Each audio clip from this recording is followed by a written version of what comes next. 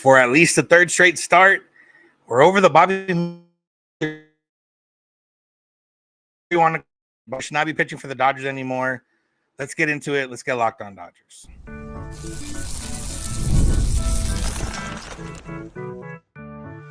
You are Locked On Dodgers, your daily Los Angeles Dodgers podcast. Part of the Locked On Podcast Network, your team every day.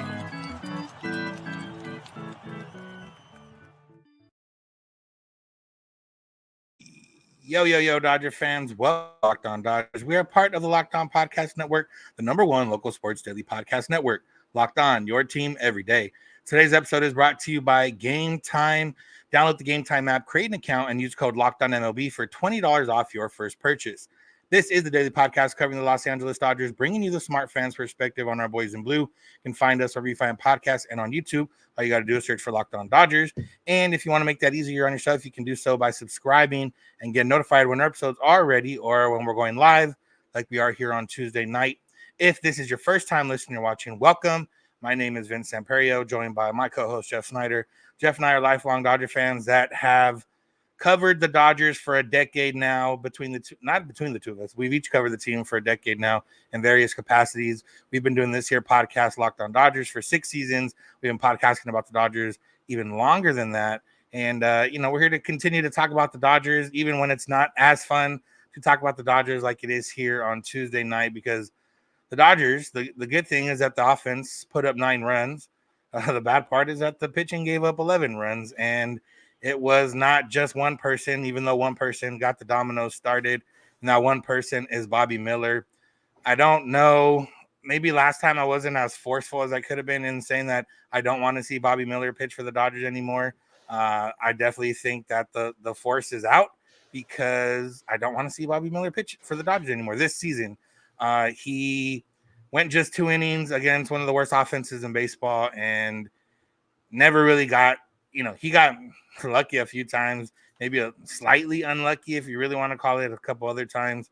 But overall, Bobby Miller has just shown that even with the stuff still there, even with the velocity and everything else, if you can't locate what you want to do and you have a fastball that goes really straight, you can't really put it together. And it's, statistically, the worst pitcher in baseball this year based on innings pitched. Yeah, Miller said after the game, he's like, well, at least I didn't give up any homers, but he recognized that he gave up too much contact. And when you can't strike anybody out, you're going to give up hits. And especially, like you said, when the pitches aren't fooling guys, they're hitting the ball hard. Even if you're getting it on the ground, if they're hitting it hard, it's going to find the outfield a lot. We saw, just continued. The leadoff guy got on base in both innings of his pitch, which just continues a season-long trend for him. And yeah, I saw somebody on social media say it was inexcusable that he's still pitching for the Dodgers. And I don't think it's inexcusable. The excuse is very easy to see. They don't have that many other options. Like, the only other starting pitchers who are healthy and on the 40-man roster are Justin Robleski and Ben Kasparius. We know, like, Robleski has been roughly as bad as Miller, almost as bad as Miller. Definitely not a good option. Maybe a better. You could definitely make a case he's a better option than Miller. You can't make a case he's a good option. Kasparius is a better option in that we don't know that he's worse. We didn't know that Robleski was bad until we found out. There's no guarantee that Kasparius would be better. We might find out because it's hard to see, like, even with all the pitching issues that the Dodgers have had, all the questions about their postseason rotation, the fact that Bobby Miller hasn't even been able to worm his way into the maybe possibly conversation for a rotation spot tells you how bad he's been. Like, the Dodgers would absolutely rather do a bullpen game in Game 4 than to have Bobby Miller pitch. And, so that means it's time for Miller either to move to the bullpen or go back to the minor leagues. Oklahoma City only has, what's today, Tuesday, Wednesday, Thursday, Friday, Saturday, like 5 games left in their season. They happen to be here in Utah. I might go see them on Friday. So there's not really time for him to go figure something out in the minors. I think they probably sent him to the minors. We know that Joe Kelly's getting activated on Wednesday. I would guess that Bobby Miller and Michael Grove are both going to Oklahoma City, and that Joe Kelly and probably Ben Kasparius are probably going to be on the active roster tomorrow. The caveat that there's only 13 games left now or whatever, 11 games. Oh, even less. I'm to the point where I would have rather have seen them sign Johnny Cueto or Rich Hill to throw a game. Like it could have been worse, but it not very much so. Like, Rich Hill pitched for a couple games for the Red Sox, got let go. Johnny Cueto pitched a couple games for the Angels earlier this year, got let go. Like, I honestly would have rather have seen that, and Robleski and Kasparius. Like, it's just a matter of, and again, this is also always nothing against the player specifically. Bobby Miller, as far as I know, is a cool guy. I've interacted with him a few times, but as the pitcher for the Dodgers right now, there's no benefit, because it's not even like, okay, well, we can, get him to throw 100 pitches at the very least and extend himself into the game. He's done that a couple of times, but for you to go 2 innings in the first game of a series against the Marlins, it's just not going to help out the Dodgers, especially considering the fact that they are still fighting, for playoff positioning and even the division a little bit. Like they're still, if the Padres win tonight, it's going to make things a little bit more interesting as we head into next week when the Dodgers have 3 with the Padres. And, these are the games you're supposed to be taking advantage of, and the Dodgers aren't able to, and it hurts them the rest of the series. Like, that's the biggest part of this. And, maybe we can transition a little bit into the bullpen, because the bullpen wasn't much better. Almost every guy that came in gave up at least 1 run, and that obviously contributed to the 11 runs total being scored when, Bobby only gave up 4. But it's because over the last week, the starting pitchers have had to throw in the last couple of series. So I don't think Dave Roberts said anything after the game. I haven't seen anything about Bobby throwing again, but I can't imagine, like, regardless of any other excuse you can make, I can't imagine they put him out there again. Yeah, I think you're probably right. They only have 1 day off the rest of the season, which means that they probably are going to need somebody in that spot. But yeah, whether it's Ben Kasparius or Justin Robleski at this point would need an injury to be called back up. But they could, injuries happen sometimes. I don't know. I guess for me, one silver lining on tonight, when you're talking about the bullpen, is that for the most part, other than Daniel Hudson, the guys who I would expect to maybe pitch some high leverage innings for the Dodgers this October, actually pitched well. I mean, really the only guys in the game who are, I think, high leverage guys are Alex Vesia and Brusdar Graterol.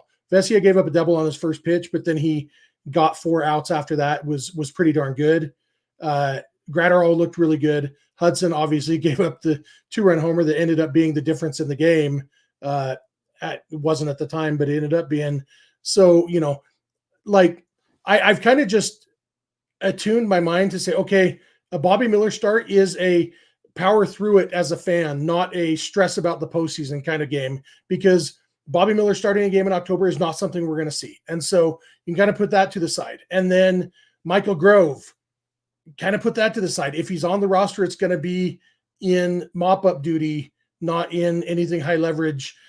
And so, I don't know, when I go into a game like this with the mindset of, well, I hope the Dodgers can find a way to win this game, but it doesn't mean anything for October. Obviously, it means something for right now. You and I are both kind of doing this podcast with one eye on the Padres-Astros game. It's currently the bottom of the 8th inning. Astros are up 3-2 with 2 outs. The Padres have the tying run on third base as we're talking, because thankfully the D-backs have already lost tonight.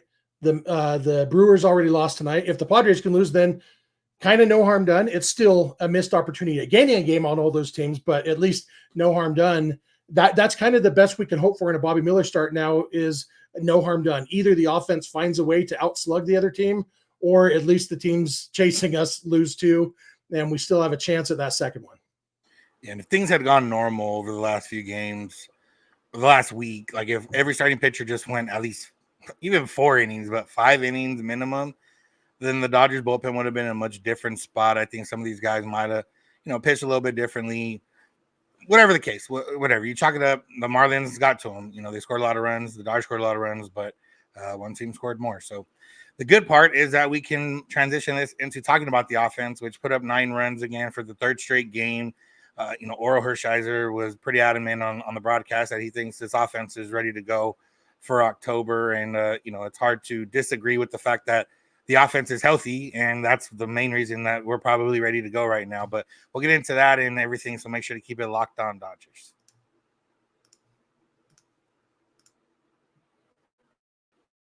Episode is brought to you by FanDuel. You've heard us talk a lot about FanDuel, America's #1 sports book. And right now, they got a little something different for you, because right now through September 22nd, all FanDuel customers can bet $5 and get a 3-week free trial of NFL Sunday Ticket from YouTube and YouTube TV. You combine that trial with the YouTube TV base plan, and you'll be able to watch every regular season Sunday afternoon out-of-market game. All you need is a Google account and a current form of payment, and you can cancel anytime. Just visit FanDuel.com to download America's #1 sportsbook and check out what they got. If you had put $5 on the Dodgers to win on Tuesday, you would have lost $5, but you still would have gained 3 weeks of NFL Sunday Ticket and, spent your Sundays the next 3 weeks a little bit better, or at least on the couch. And if you have another TV, you combine that. There's a lot of different ways about it. So go download the FanDuel app right now at FanDuel.com and get America's #1 sportsbook.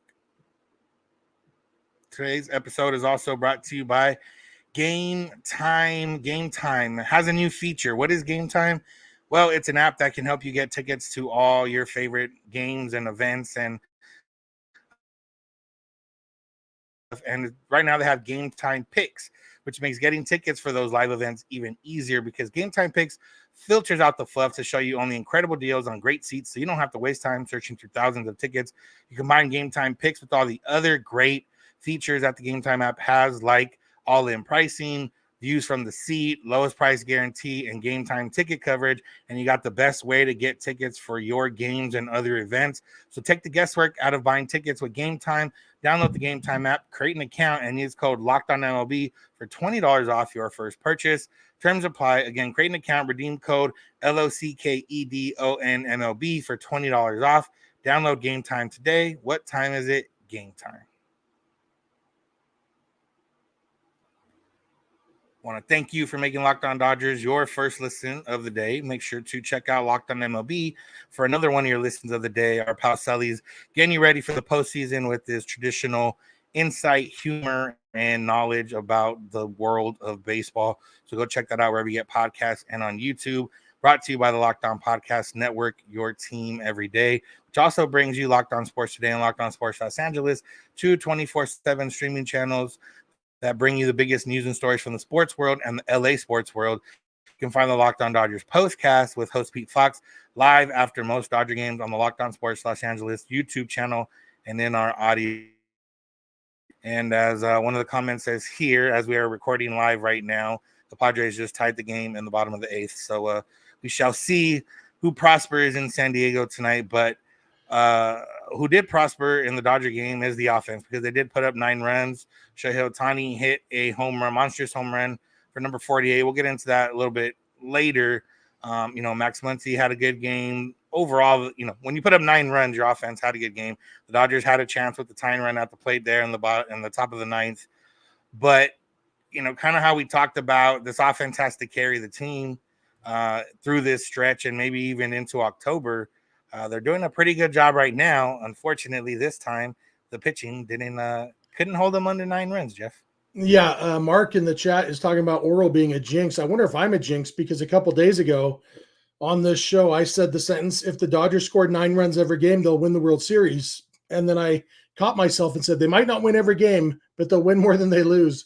And here they are scoring 9 runs and losing a game, which, proves my point. They've scored nine runs 3 games in a row now, right? Exactly 3 games in a row.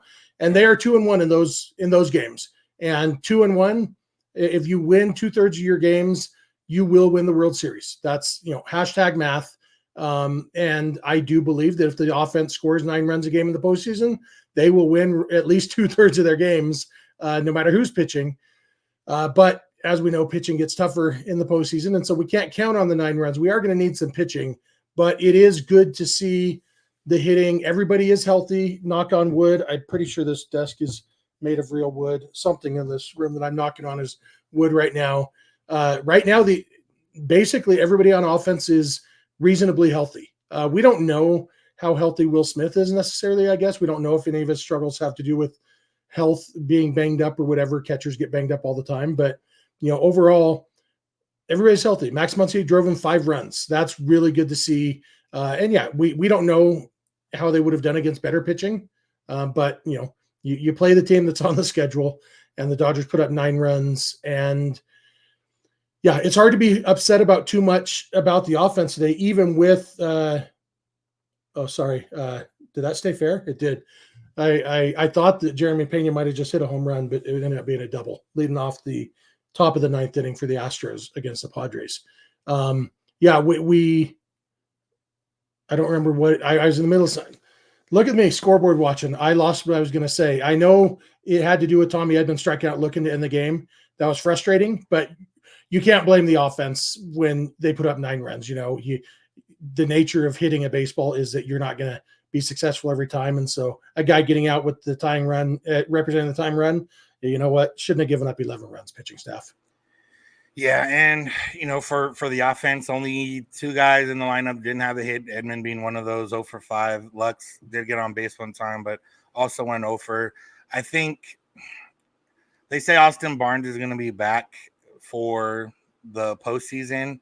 Hunter Fiducia had 2 hits, so it's hard not to think like he's probably going to get a little bit, maybe a little bit more starts than normal here the rest of the way, just so Smith does whatever, gets rested up, or whatever he needs the rest of this way, especially when they're going to have 3 in Colorado to finish it off. Hopefully clinch by then, and Fiducia can just play through those. But hard not to think about, wow, what if there was a guy that was a backup catcher that could also hit the ball, relatively well. So it was. The Dodgers were never, their pitching kept putting them out of it, and the Dodgers kept crawling back in. Unfortunately, they just couldn't, reach that goal. They had some other chances. There was some big strikeouts in key moments and some other outs that were made in key moments. But overall, you're not going to complain about 9 runs that were scored, or you can complain about some of the runs that maybe were left on the board. But, that's just getting a little bit greedy. When you put up 9, you should score. The good part is that the Dodgers have done this against good pitching and bad pitching, throughout the year. They got it off Max Fried yesterday, and then they got it off a guy who went to Long Beach State, and that's the only reason I know him, because he went to Long Beach State, and the rest of the Marlins pitchers that whoever came in. But yeah, man, I mean, it's can't get greedy. You put up 9, you should win. Yeah, absolutely. And I do think there were times this season when going down 4-0 would have been something the Dodgers had a harder time overcoming. And that I think it was mostly health. When this team had, Kevin Biggio and Jason Hayward, and do you remember that Taylor Trammell got some at-bats for the Dodgers this year? Like, there's been some weird crap that's happened this year. I do remember now. Yeah, and with the injuries that there's been, with Mookie missing a couple months, with Muncy missing a couple months, like this lineup at times this year, we spent a lot of time this year saying, I think the Dodgers' best baseball is still ahead of them. They're not playing their best yet. Offensively, I think currently they're playing about as well as you could expect them to play. Obviously, Shohei Ohtani only had 1 hit. It was a 2-run homer, but, against the Marlins, it wouldn't be surprising to see Shohei hit 2 or 3 homers in a game. But, all in all, you put it all together, 9 runs, like you said, that's about as much as we can expect from an offense, given the fact that, no team has ever had every batter go 5 for 5 in a game, because by definition, that game would still be going. I guess if they got caught stealing, that's how that game would have to end. But yeah, the offense had a really good game. It was good to see Max Muncy hit the ball well, and nice to see a homer from Ohtani. Yeah, that's what we're going to get into next. Ohtani 50-50 watch is currently at 48-48. I don't know if it got hairy enough for us to consider him not getting 50-50, but it definitely, after a weekend of not putting up anything in any of those categories, you thought, well, is he really going to trick this off? Like, like last year, Freddie Freeman just missed 60 doubles, but I think Ohtani's going to get it now. We'll get into it, especially this series. So make sure to keep it locked on Dodgers. Today's episode is brought to you by Arena Club.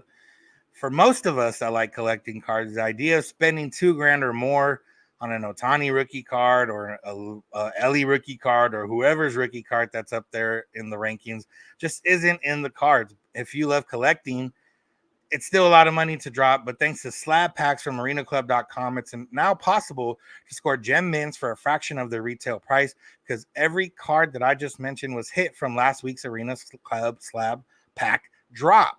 That is a tongue twister. Arena Club is the only repack that provides real value, a complete view of all possible cards, and clear hit rates for each one. It was great to get my Arena Club slab pack and see how they're revolutionizing the repack game with transparency. If there's anyone that likes transparency in this world, it's me, and that's why I like Arena Club, because after your pulls are revealed, they'll immediately be placed in your showroom for safekeeping, selling, trading, or auction, and the grading process is accurate, fast, and transparent with a full grade rationale provided, an explanation of how your card was scored. So whether you're buying, selling, trading, or displaying, Arena Club is the card collecting platform you have to check out. Right now, you can get 10% off your first slab pack or card purchase by going to arenaclub.com/lockedonmlb and using the code LockedOnMLB. That's arenaclub.com/lockedonmlb, code LockedOnMLB for 10% off your first purchase. I want to thank you for being an everydayer. If you're not an everydayer or you don't know what an everydayer is, that's just someone that listens or watches every day. We're here for you 5 days a week, whether that's Sunday through Thursday if you're listening live or Monday through Friday if you listen after the fact. Whatever it is, we're here for you. You can become an everydayer by listening and watching every day. If you're not ready to commit to that, then maybe you can just add one more episode a week. And once we get into the postseason, you can up that to every day, and boom, now you're an everydayer. Remember, you can go beyond the podcast, come on Locked On Dodgers Insider at joinsubtext.com/LockedOnDodgers. A few bucks a month, you get text directly from us with any breaking news or thoughts or rumors or any Dodger related things that may be going on in the world. If you're not able to stick around in social media all day and see what's going on with the Dodgers, you can get a text directly sent to your phone and keep up to date with the Dodgers. And if you're keeping up to date with the Padres right now, if you're watching live, it is going to the bottom of the ninth and the game is tied. So José Altuve just got ejected for taking off his shoe and sock and pointing at his toe repeatedly to the umpire. Yeah. José Altuve's naked foot was just on the screen right now. So yeah, he hit a foul. He hit a ball off his foot. Should have been called a foul ball. The umpires didn't call it. It was a ground out to Machado. So he took off his shoe to prove that it had hit his toe. And eventually the umpire got tired of him pointing at his toe and ejected him. So, I hope the Astros win this game, but it's never sad to see Altuve get ejected. Yeah. He won't take off his shirt in public, but he'll take off his shoe and sock. Yeah. All right. So Shohei Ohtani, he had 3 strikeouts, but he did have 1 home run, a monstrous home run into the second deck over there in Miami. He's now up to 48 home runs and 48 stolen bases on the year. And after a few games of no homers and no stolen bases, you're thinking like, man, will Ohtani really not get this? But now that he's closed the gap on homers to just 2, stolen bases to just 2, do we think there's any way he doesn't get to 50-50 now? Yeah, it seems like he has, especially with 8 more games against the Marlins and Rockies who have bad pitching. It seems almost impossible that he won't get to 50 homers, and I can't imagine the stolen bases being the thing that keep him from getting it. So I think he's going to get to 50-50. We had a comment in the chat asking how close Barry Bonds ever got. Mark asked, and the answer is Barry Bonds never got close at all to 50-50. Bonds only hit 50 homers in a season one time. He also hit 49 one time, but he had 13 and 11 stolen bases in those seasons. The most, and he only had even 40 stolen bases 3 times, including the year he got 40-40. He had 50 stolen bases one time, but he only had 33 homers that year. So Bonds never really got close. Nobody's ever gotten nearly as close as Ohtani is right now, which is pretty it's cool. I have a hard time because it's not like Jeff hates round numbers. That's why. No, it's not, I don't hate round numbers. I do think it is funny that on ESPN the other day, when Ohtani was sitting on 47 homers and 48 stolen bases, the graphic said first player ever with 45 homers and 45 stolen bases. I'm like, he's also the first ever with 47 and 47, or 47 and 48. Like, so it is weird that we default to those round numbers. For me, it's more just that, like, it's not like home runs and stolen bases are the two most important categories. Home runs obviously probably are the most important category. Stolen bases are cool, but not much more than that. But still, it's really just the combination of skill sets that you just hardly ever see.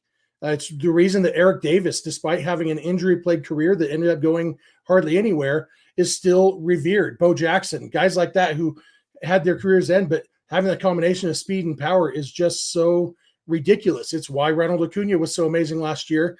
And it's a fun skill set combination to see. And it's especially fun when it's in a Dodger uniform. Yeah, I did see, I don't know where the tweet came from the other day about Max Fried in particular, keeping maybe a closer eye on Ohtani than maybe teams have done in the past.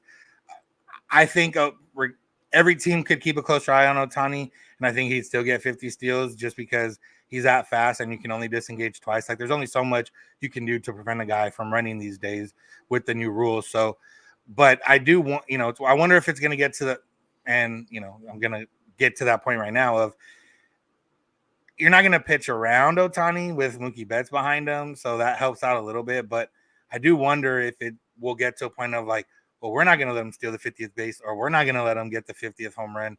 And I don't know how much you can really do for that. If you you can walk Ohtani unintentionally and you still have to face Mookie Betts and Freddie Freeman, depending on how many outs there are. So it's kind of tough in that respect in terms of if you're trying to win the game. But for teams like the Rockies and the Marlins, who don't really care about winning games right now, I wonder if that's something that will be on their mind. I think it will help that he will probably get to the 50 homers before he gets to the 50 stolen bases. And so, like, getting to 50 homers isn't, it'll be a Dodgers record when he gets there, but it's not huge history on its own. And then walking him only helps him get the stolen bases. And so I think he'll get more pitches to hit, maybe because people will be trying harder to get him out than to walk him and let him get on base. The crazy thing is, like, he could walk one time and get to his 50 stolen bases, steal second and steal third. We've seen him do that this year. And so, yeah, I kind of hope he gets to the 50 homers first, because I think the stolen bases will be easier to get once he's at the home runs. The other note on Ohtani is media talked to him, and they asked him about pitching in October, and he said it's not something that he's been approached about yet, but that they are planning on having a meeting when they get back to LA. And then they asked him if he thinks he can pitch in October, and he said, "I'm not sure." Again, I there's no reason to lie if the team has talked to you or not. So maybe that might be true. But he knows if he can pitch in October or not, like, based on how the progression he's going, especially considering he's gone through it before. But what he probably doesn't know is how often he'd be able to pitch if he could get there. Like, he for sure could pitch one inning in October, like late October, if they needed it. Yeah, probably. And, there's probably enough things that he's not sure about that you can say that's an honest answer of him saying, I'm not sure. Even if he's, it's like instant replay, clear and convincing, even if he's 98% sure, there's always a chance for a setback or whatever. So, but yeah, it does make sense for him to just kind of deflect that question for sure. I thought it was funny that Bob Nightingale reported, like it was some news, I think it was yesterday, that Shohei Ohtani might pitch in October. Like, we've all been talking about this for a week, dude. Like, thanks, Bob, but catch up, bro. But yeah, it's how long the vetting process takes now. So he makes sure he's right. Yeah, had to get his sport coat on to type that out. Yeah, Ohtani's fun to watch, and I think I was thinking about this today. Obviously he's never played in October. We don't know what he's going to be like. I feel like he is going to be really good in October, because right now, like, there's season numbers. Once you get to October, there's no more season numbers, no more 50-50 you're chasing, no more any of that. It's just every time you're up, let's do something to help the team, you know? And I feel like we're going to see a lot more singles and doubles from Ohtani in the postseason than we're currently seeing. Because right now, it's kind of true that if it's not a home run, it's not as important, you know? He's trying to get to 50 home runs, and and the Dodgers, they're in a pennant chase for sure. But I'm rooting for a home run from Ohtani just like everybody else is. But I think in the postseason, when it's like, okay, I just poke a line drive here, I got Mookie and Freddie behind me, I can steal some bases. I'm pretty excited to see him in October. Yeah, the closest we've seen, if you watch the World Baseball Classic last year, that is intense competition. You're not necessarily facing the best players overall, or overall, like you're facing the best players, or not even all the best players from different countries, but whatever. It's the closest we've seen him get to playing games that matter. And his overall numbers weren't amazing in the sense of what he did hitting wise, but the one thing I do remember was him coming clutch in the 9th inning against Team Mexico, getting a big double to lead that, and they end up walking off Mexico. And then obviously you remember him pitching and getting Trout, pitching the last inning, but we all remember him striking out Trout to end the game. So it is something we haven't seen, but something that is not beyond his ways. And I do think that, maybe a little bit of I've never been here before, so this is kind of fun. It will also play into it. Again, he's Shohei Ohtani, like he's a great player. He's going to hit for the most part, but also the Dodgers, the best way for the Dodgers to make sure their best players hit and play well is to play more games. Like last year, if the Dodgers, if Mookie Betts and Freddie Freeman went hitless, but they somehow pulled off some wins in that series and extended it, well, now you have another fresh, at least 4 more games in the CS for those guys to get going and get things going offensively. And I think that's the biggest part of this is, it's easy to break down 0 for 11 or 1 for 11 when you only play 3 games, but it's a lot easier to get going when you're playing 7, 8, 9, 10, 11, all those games, extra games. Yeah, absolutely. And I think this comment in the chat is a good one to end on. I think we all agree with this. NS says, I just hope Ohtani's 50-50 isn't the highlight of the Dodgers 2024 season. Yeah, it'll definitely be one of the highlights. It'll be something we will always remember, but hopefully it is in the context of Shohei got 50-50, won the MVP, and won the World Series MVP after leading the Dodgers to the World Series title. All that remains to be seen, though. Yeah, that'll be ideal. All right, Jeff, you got anything else to add? No, the Astros just took a 4-3 lead in the top of the 10th inning, but we'll see if they can add on to that. They just got the ghost runner in, so going to be hard to win with just the one. Kyle Tucker's currently on first base with 1 out, so go Astros. That's weird. I've gotten to the point I don't care about the Astros. It helps the Dodgers if the Astros win. It wouldn't matter. It helps the Dodgers if the Astros win, so I don't care. Go Astros, whatever. Yeah. All right, that's going to do it for today's episode. Thank you all for listening. Thank you for making Locked On Dodgers your first listen or last listen if you're listening live, probably. But there's all different ways for you to listen to us wherever you get podcasts, YouTube. Go check those out. We're also in Japanese and Spanish if you search for Locked On Dodgers Espanol and Locked On Dodgers Japanese. If you have any people that only speak those languages and you want them to get their Dodger insight, you can go check that out on YouTube. Remember, you can find us wherever you get podcasts and on YouTube. You can also find Locked On Sports Today and Locked On Sports Los Angeles on YouTube. Those are 24/7 streaming channels brought to you by the Locked On Podcast Network, bringing you the biggest news and stories from the sports world and the LA sports world. The Locked On Dodgers postcast with host Pete Fox is available on the Locked On Sports Los Angeles YouTube channel live after most Dodger games and in our audio feed. Locked On MLB podcast with our pal Sully is available wherever you get podcasts and on YouTube. You can find us on social media, Twitter, Instagram, and TikTok at Locked On Dodgers. Jeff is on Twitter at SnyDog. I'm at Vincent91. You can DM us with any questions or comments. You can also send those via email, lockedondodgers@gmail.com, or via voicemail text at 323-863-5625. We're here every weekday morning, and we hope you'll be here with us. When you get in your car, if you're at home, tell your smart device play podcast, Locked On Dodgers. And remember, you don't have to agree. You just have to listen. Have a good one. We'll talk to you tomorrow.